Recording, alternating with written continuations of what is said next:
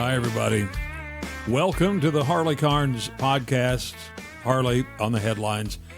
I'm awfully glad you're there because actually a person in front of a microphone with no one to talk to might as well be in a closet. Thanks for joining in. Please help spread the word. Send an email to a friend. Share a link. Like, follow, subscribe. Thanks again. Really do appreciate it. Christmas and New Year's holiday. We look forward to the new year, hoping for new and better things. A stronger economy, both for the nation and for ourselves. More security, more peace, more prosperity. More. It is our way, and we make resolutions aimed at getting us there. Then the same lives we lived in 25 come a-borning in 26, and we do whatever it is we do. Old habits die hard, right? There are things that will change. We're going to talk internationally for a moment here. One way or another, Ukraine will change. The world's resolution is that peace and order may return to it, but Ukraine will never be the same. That's clear. Russia has invaded it, left carnage in its wake, and will keep a big chunk of it. The only question now is how big a chunk. For the U.S.'s part, President Trump has pledged a 15-year peace guarantee, multifaceted, as part of the peace plan. What that means in blunt terms is Russia will have been told that it dare not invade whatever is left of Ukraine upon pain of having to fight the United States. That would be a very big deal. But is it a toothless promise? Probably. Unless Europe is there too. Russia will have to believe it or it won't live very long, that agreement. The best part of the peace proposal is the economic zone that would separate the two countries, like a demilitarized zone, but with the added feature of focusing on doing business there. That could be good. Russia has much that Ukraine wants and needs, and we are told Russia is willing to provide things like commodities and oil and gas at super prices to help Ukraine rebuild itself after the war. The U.S. will be a big part of that business apparatus, along with the European Union, which Ukraine is expected to join with the acquiescence of Russia. It's the makings of a deal.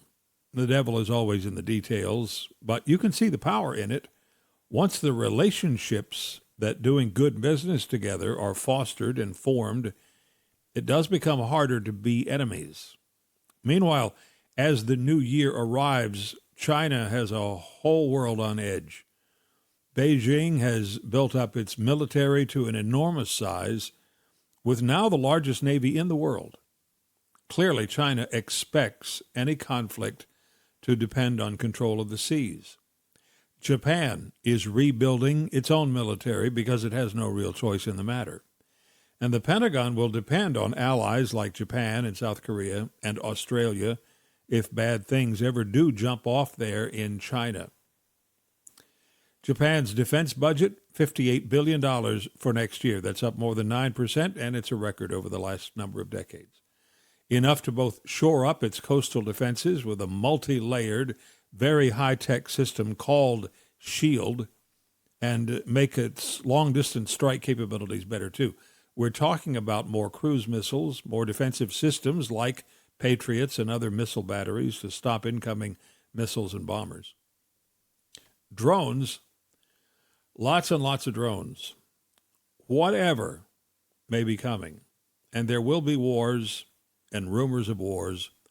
It is clear that at least in the early stages and probably throughout any conflict, waves of drones will be a big part of it.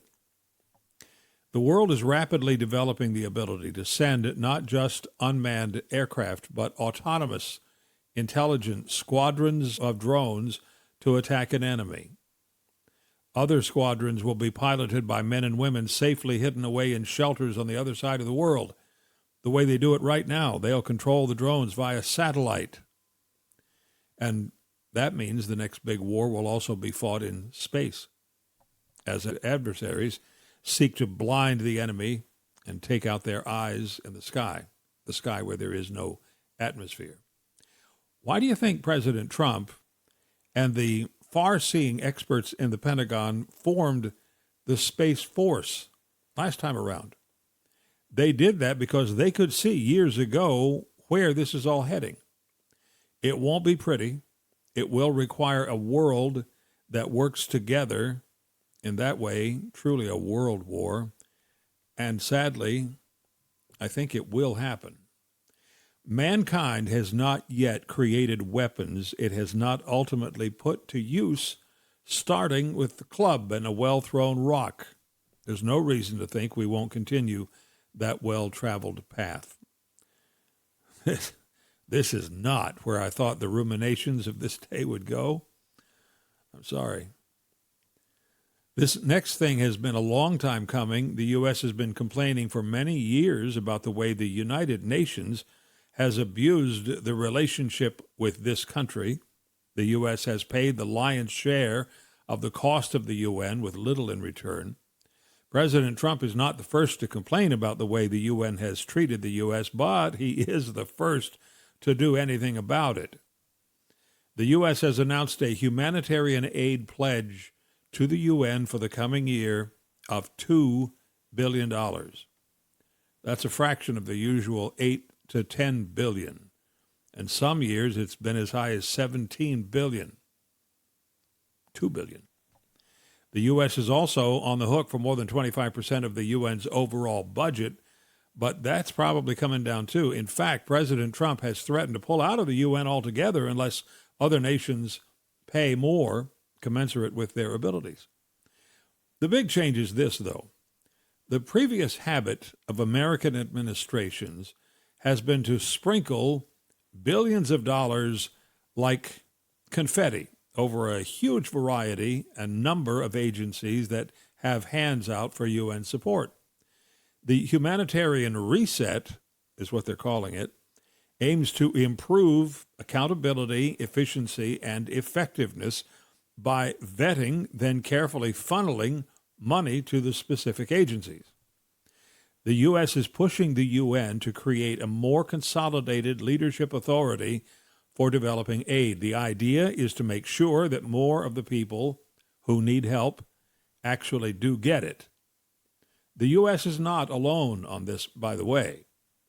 The United Nations has become a gargantuan, bureaucratic waste of the world's funds, with most decisions based as much on global politics as on the needs of the suffering.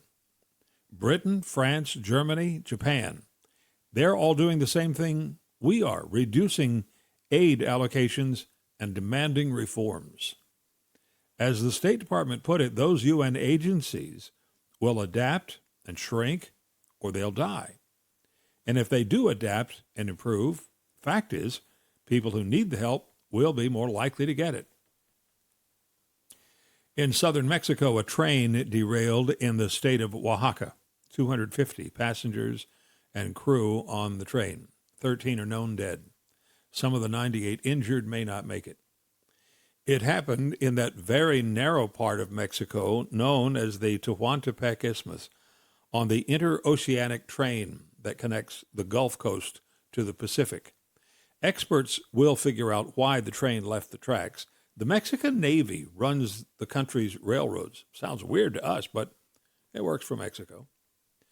If you're a drug smuggler during the Christmas season, an enterprising sort might wrap the packages up to look like Christmas gifts.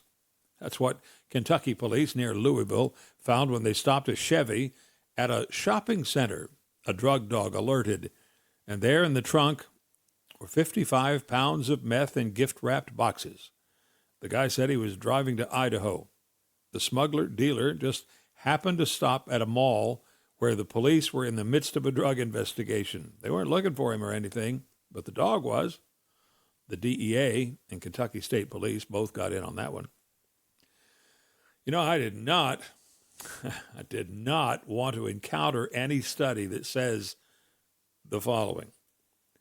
Most Americans who drink a bit fall into the light or moderate range. Heavy drinkers have lots of problems long-term with their health. It is well researched and chronicled and drives many a good novel. However, for the rest of us, who might have a few drinks per week, somebody ring the gong, because research comparing 62 health studies about the effects of alcohol on us have reached several unsettling conclusions, and these studies spanned the lives of millions of users.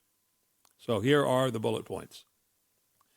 40% of the studies found links between breast cancer and alcohol. As alcohol-related cancers go, breast cancer is number one. Moderate drinkers have an elevated risk of cancers. Heavy drinkers even more. And it's definitely an alcohol drink. Doesn't matter what form the alcohol takes either. Beer, wine, spirits, all of them increase your risk of cancers. The benefits of resveratrol in red wine notwithstanding. The most common cancers connected to drinking were breast, colorectal, and liver. Oh, it makes sense, right? I mean, breast cancer, for whatever reason, but colorectal, everything flows through there. And the liver, same thing with the alcohol. We know about that. Well, the message is drink less. And no, there is no easy, safe number of drinks or volume of alcohol. Less is better, full stop. That's what it said. Dang it. I didn't want to hear that. I mean, didn't Jesus turn water into wine? What's the problem? Okay, so what can you do?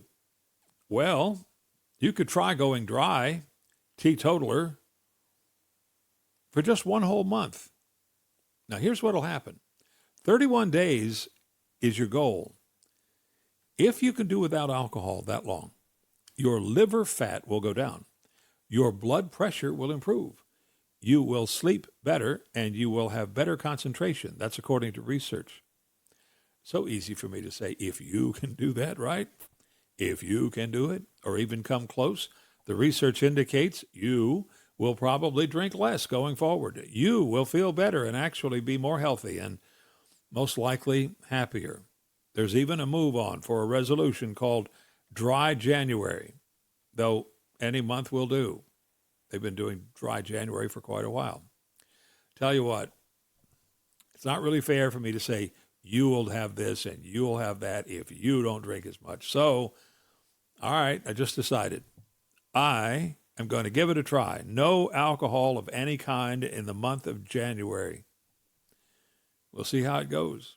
And since I'm having these regular visits with you, I'll let you know.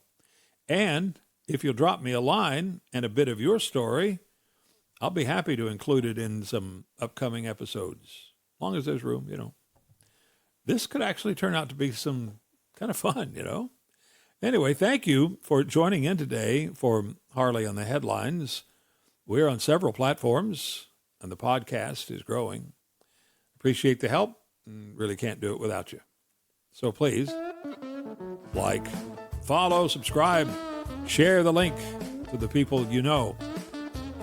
Heck, share it with people you don't know. I'm Harley Carnes, and we will definitely do this again.